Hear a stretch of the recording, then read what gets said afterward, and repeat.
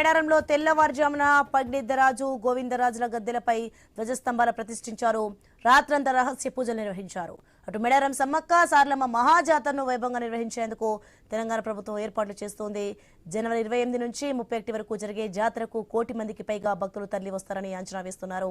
ఈసారి ఎప్పుడూ కల్పించే తాత్కాలిక సౌకర్యాలతో పాటు శాశ్వత నిర్మాణాలపై సర్కారు దృష్టి పెట్టింది. 251 కోట్లతో మేడారం అభివృద్ధికి శ్రీకారం చుట్టింది. వనదేవతల గద్దెల విస్తరణ పనులకు 101 కోట్లు ఖర్చు చేస్తోంది.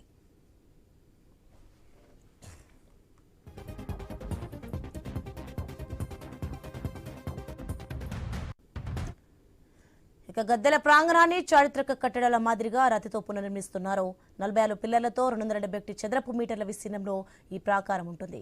వీటి మధ్య 40 అడుగుల వెడల్పుతో 3, 30 అడుగుల వెడల్పుతో 5 స్వాగత తోరణాలు ఏర్పాటు చేస్తారు. గద్దెల ప్రాంగణానికి ఎదుట 50 అడుగుల వెడల్పున ప్రధాన స్వాగత తోరణం ఉంటుంది. పగిడిద్దరాజు గోవిందరాజు గద్దెలను సమ్మక్క సారలమ్మ గద్దెలు ఉండే వరుసలోకి మారుస్తున్నారు. భక్తులంతా ఒక వరుసలో దర్శనానికి వెళ్లేలా ఏర్పాట్లు చేస్తున్నారు. వృత్తాకారంలో ఉండే గద్దె చుట్టూ 8 స్తంభాలు, మధ్యలో వెదురు బొంగులతో తీర్చిదిద్దుతున్నారు.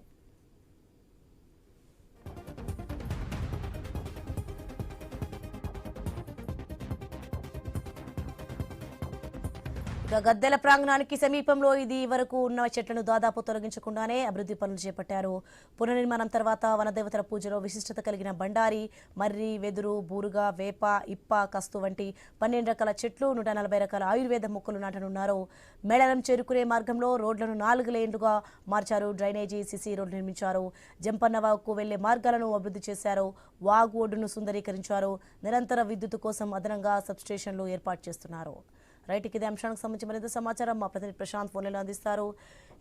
ప్రశాంత్, మేడారంలో 2 కొత్త గద్దెలపై ధ్వజస్తంభాలు అయితే ప్రతిష్ఠించారు. దీనికి సంబంధించిన డీటెయిల్స్ ఏంటి? ఎస్సోనే వరంగల్ ఉమ్మడి జిల్లాలో ప్రముఖ పుణ్యక్షేత్రమైనటువంటి మేడారం సమ్మక్క సారలమ్మ ఆదివాసీల జాతర. ఇది ఆసియా ఖండంలోనే అతిపెద్ద ఆదివాసీ గిరిజన జాతరగా ప్రఖ్యాతిగాంచింది. ప్రతి 2 సంవత్సరాలకు ఒకసారి ఇక్కడ మహా జాతర జరుగుతుంది. దానికి సుమారు 2 కోట్ల మంది భక్తులు హాజరవుతుంటారు. దీన్ని దృష్టిలో పెట్టుకుని తెలంగాణ రాష్ట్ర ప్రభుత్వం ఇటీవలే 150 కోట్ల రూపాయలతో అభివృద్ధి పనులను ప్రారంభించింది. ఆలయ ప్రాకారాలకు సంబంధించినటువంటి అభివృద్ధి పనులు చేసింది.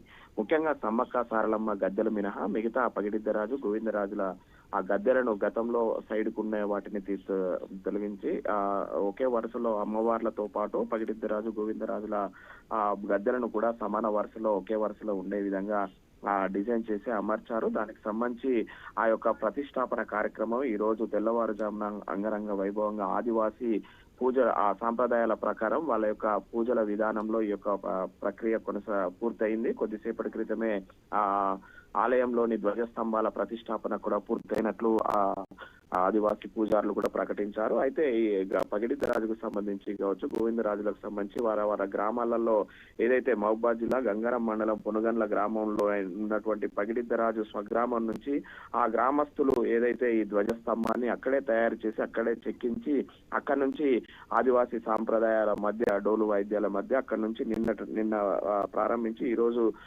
తెల్లవారుజామున అక్కడికి చేరుకున్నారు. అనంతరం అక్కడ వాళ్ళ ఆదివాసీ సాంప్రదాయాల పూజల విధానంలో పూజలు పూర్తి చేసి అనంతరము ఆ ధ్వజస్తంభాన్ని పగిడిద్దరాజు స్థాన గద్దెల పైన ప్రతిష్ఠించారు. సోని మరో విధంగా అటు గోవిందరాజుల పైన గద్దెల పైన కూడా గోవిందరాజు ధ్వజస్తంభాన్ని కూడా ప్రతిష్ఠించారు. అయితే అటు సమ్మక్క సారలమ్మ గద్దెలు ఏవైతే ఉన్నాయో వాటిని ముట్టుకోకుండా వాటిని ఆధునీకరించాలని మాత్రం జరిపారు. వాటిని అక్కడి నుంచి జరపలేదు.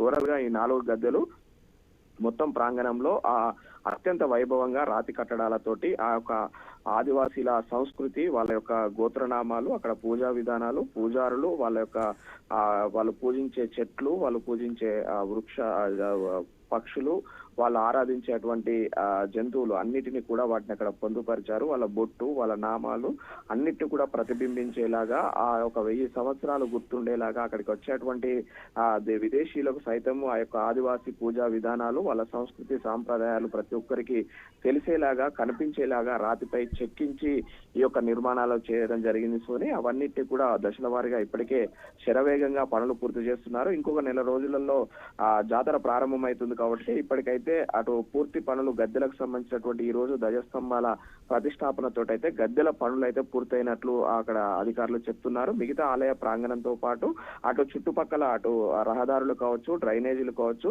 మిగతా ఆలయ ప్రాంగణానికి అటు వ్యవస్థకు సంబంధించినటువంటి మంచినీటి వ్యవస్థ కావచ్చు, అటు భక్తులకు స్టే చేయడానికి కావచ్చు, అటు జంపన్న వాగు వద్ద అభివృద్ధి పనులు, ఇటు ఆర్టీసీ బస్సుల ఆ బస్ స్టాండ్ వద్ద కావచ్చు, మిగతా పనులన్నిటి కూడా ఆ జనవరి 5వ తేదీలోపు పూర్తి చేసి భక్తుల సౌకర్యార్థం అందించాలనే లక్ష్యంతో అయితే చేస్తున్నారు. ప్రతి వారం కూడా అటు స్థానిక మంత్రి అయినటువంటి సీతక్కతో పాటు ఉమ్మడి వరంగల్ జిల్లా ఇన్ఛార్జి మంత్రి పొంగులేటి శ్రీనివాసరెడ్డి ఇద్దరు కూడా నిత్యం పర్యవేక్షణ చేస్తున్నారు. అటు అధికారులతోటి సమన్వయం కూడా అక్కడ స్వయంగా ప్రతి 15 రోజులకు ఒకసారి సీఎం రేవంత్ రెడ్డి, అటు దేవాదాయ ధర్మాదాయ శాఖ, ఆదివాసీ గిరిజన శాఖ మంత్రి అడ్లూరి లక్ష్మణ్, కొండ సురేఖలతో సహా ఎప్పటికప్పుడు అధికారులతో సమీక్షించి ఆలయ అభివృద్ధి పనుల వేగవంతంగా చేయాలని చెప్పేసి అయితే చెప్తున్నారు. ఇటు పనుల వేగవంతం పైన ఎప్పటికప్పుడైతే అటు జిల్లా కలెక్టరు స్థానిక అధికార యంత్రాంగాన్ని అయితే మూవ్ చేస్తున్నాడు. అటు సీతక్క కూడా ప్రతి వారంలో 3 రోజులు అక్కడే ఉండి ఆ పనుల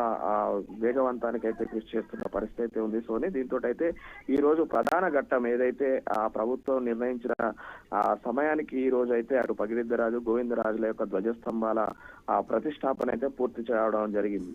Soni right, thanks for the information Prashanth.